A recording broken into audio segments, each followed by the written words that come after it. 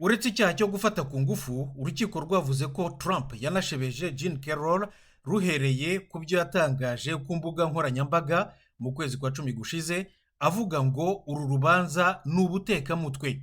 Carroll w'imyaka 79 yareze Trump ufite imyaka 76 ko yamufashe ku ngufu mu 1996.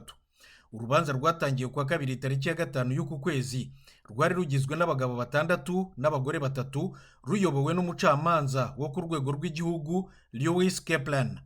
Impaka zarangiye ejo bundi kuwa mbere, impande zombi z'uregwa n'urega batanze imyanzuro yabo ya nyuma. Ejo kuwa kabiri abagize urukiko bariherereye baca umwanzuro.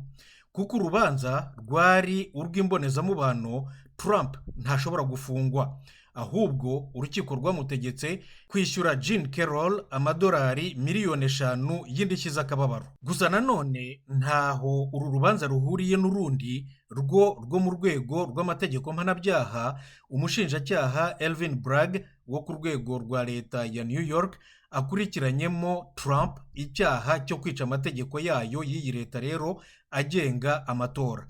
Rwo rushobora kuzaburanishwa mu mwaka utaha.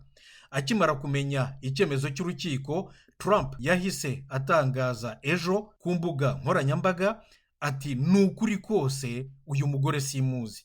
Iki cyemezo cy'urukiko ni agahomamunwa. Ni ibintu tumenyereye bihoraho, bimeze nka bya bindi byo guhiga umuvubyi ngo niwe wabujije imvura kugwa.